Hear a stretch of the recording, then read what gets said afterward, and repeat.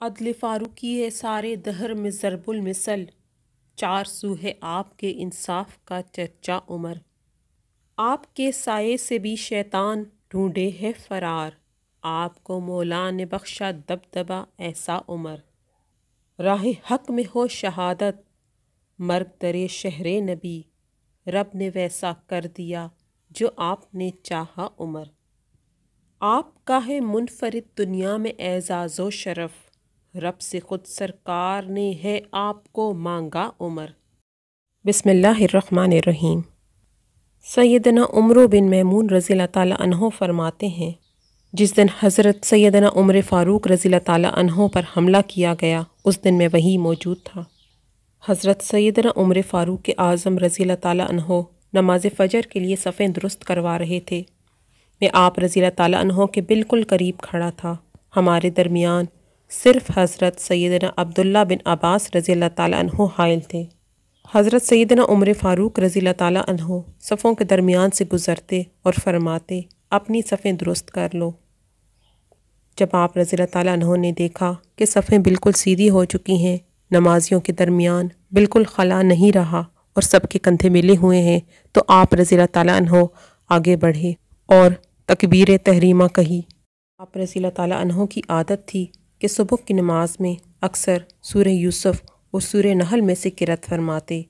آپ رضی اللہ تعالیٰ عنہ پہلی قرأت میں کچھ زیادہ تلاوت فرماتے تاکہ بعد میں آنے والے بھی جماعت میں شامل ہو سکیں۔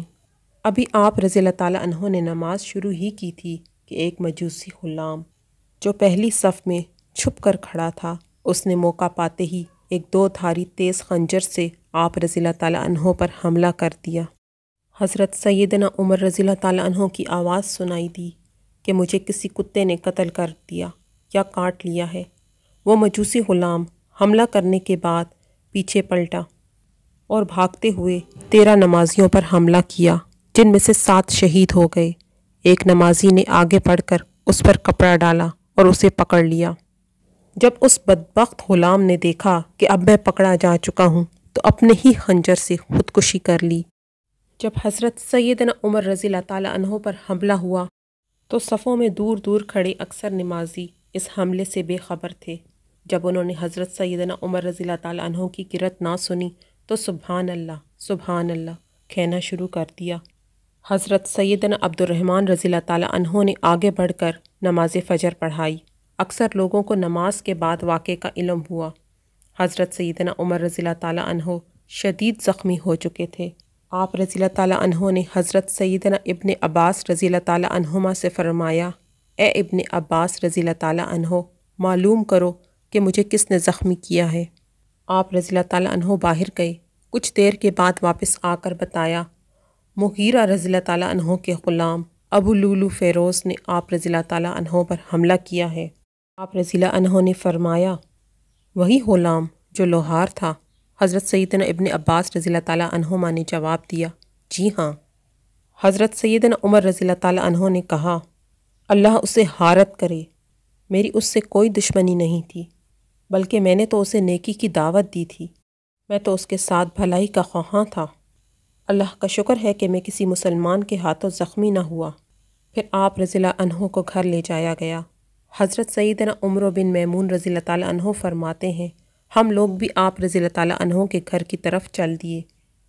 لوگوں پر مصیبتوں کا پہاڑ ٹوٹ پڑا تھا، گویا اس سے پہلے کبھی ایسی پریشانی اور مصیبت سے دوچار نہ ہوئے تھے۔ لوگ آپ رضی اللہ عنہ کو تسلی دینے لگے، آپ رضی اللہ عنہ پریشان نہ ہوں، آپ رضی اللہ عنہ کے زخم جلدی ٹھیک ہو جائیں گے۔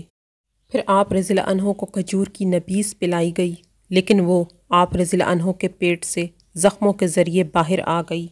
پھر دودھ پلایا گیا تو وہ بھی زخموں کے راستے پیٹ سے باہر نکل آیا۔ لوگ سمجھ گئے کہ اب ہم آپ رضی اللہ عنہ کی صحبت سے زیادہ دیر تک فیضیاب نہیں رہ سکیں گے۔ پھر لوگوں نے آپ رضی اللہ عنہ کی تعریف کرنا شروع کر دی۔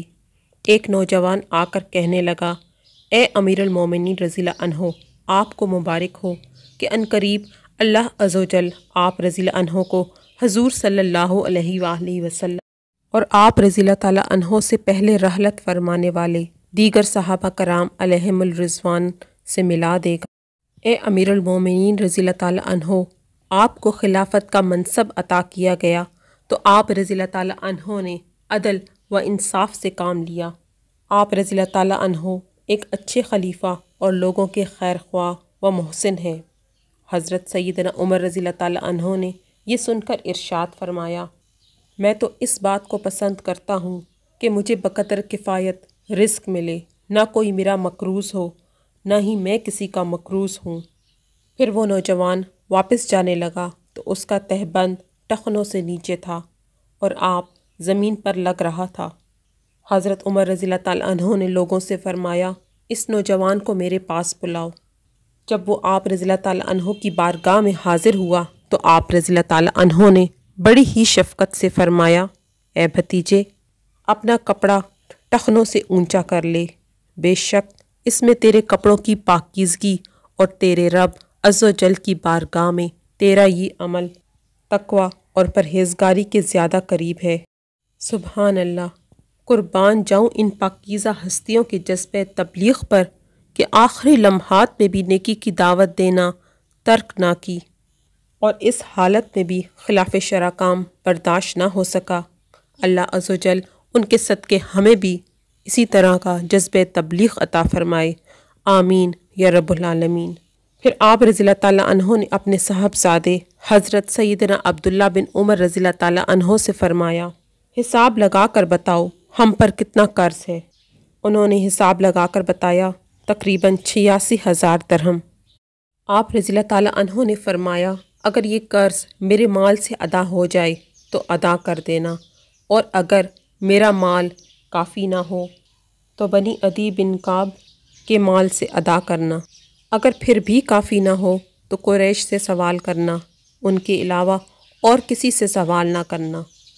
پھر آپ رضی اللہ تعالیٰ عنہ نے اپنے صاحبزادے سے فرمایا، تم ام المومنین حضرت سیدنا عائشہ صدیقہ رضی اللہ تعالیٰ عنہ کی بارگاہ میں جاؤ اور ان سے عرض کرو کہ عمر بن خطاب اس بات کی اجازت چاہتا ہے کہ اسے اس کے ساتھیوں کے ساتھ دفن کیا جائے اور حضور صلی اللہ علیہ وآلہ وسلم کے قرب میں جگہ عطا فرمائی جائے۔ حضرت سیدنا عبداللہ بن عمر رضی اللہ تعالیٰ عنہ حضرت سیدنا عائشہ صدیقہ رضی اللہ تعالیٰ عنہ کی بارگاہ میں حاضر ہوئے اور سلام عرض کیا۔ آپ رضی اللہ تعالیٰ عنہ رو رہی تھیں۔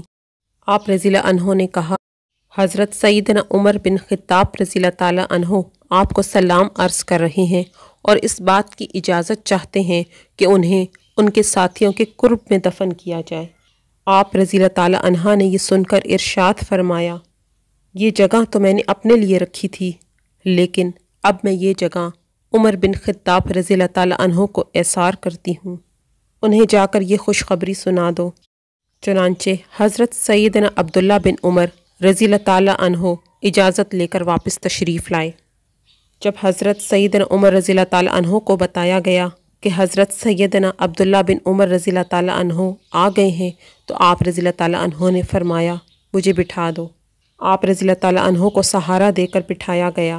آپ رضی اللہ تعالیٰ عنہ نے فرمایا، اے میرے بیٹے، کیا خبر لائے ہو؟ آپ رضی اللہ تعالیٰ عنہ نے عرض کی، حضرت سیدنا عائشہ رضی اللہ تعالیٰ عنہ نے آپ رضی اللہ تعالیٰ عنہ کو اجازت عطا فرما دی ہے۔ آپ رضی اللہ تعالیٰ عنہ خوش ہو جائیں، جس چیز کو آپ رضی اللہ تعالیٰ عنہ پسند کیا کرتے تھے وہ آپ کو عطا کر دی گئی ہے۔ یہ سن کر آپ رضی اللہ تعالیٰ عنہ نے فرمایا، مجھے اس چیز سے زیادہ اور کسی چیز کی فکر نہیں تھی، الحمدللہ عز و جل مجھے میری پسندیدہ چیز عطا کر دی گئی ہے۔ پھر آپ رضی اللہ تعالیٰ عنہ نے فرمایا، جب میری روح پرواز کر جائے تو مجھے اٹھا کے دونوں جہانوں کے سردار صلی اللہ علیہ وآلہ وسلم کے روضہ اقدس پر لے جانا، پھر بارگاہ نبوت میں سلام عرض کرنا اور حضرت سیدنا عائشہ رضی اللہ تعالیٰ عنہ سے عرض کرنا، عمر بن خطاب اپنے دوستوں کے ساتھ آرام کی اجازت چاہتا ہے، اگر وہ اجازت دے دیں تو مجھے وہاں دفن کر دینا، اور اگر اجازت نہ ملے تو مجھے عام مسلمانوں کے قبرستان میں دفنا دینا۔ جب آپ رضی اللہ تعالیٰ عنہ کی روح خالق حقیقی سے جا ملی تو ہم لوگ آپ رضی اللہ تعالیٰ عنہ کو مسجد نبوی شریف میں لے گئے اور حضرت سیدنا عبداللہ بن عمر رضی اللہ تعالیٰ عنہ نے حجرہ مبارکہ سے باہر کھڑے ہو کر ام المومنین حضرت سیدنا عائشہ رضی اللہ تعالیٰ عنہ کو سلام عرض کیا اور حضرت سیدنا عمر رضی اللہ تعالیٰ عنہ کو حجرہ مبارک میں دفن کرنے کی اجازت طلب کی۔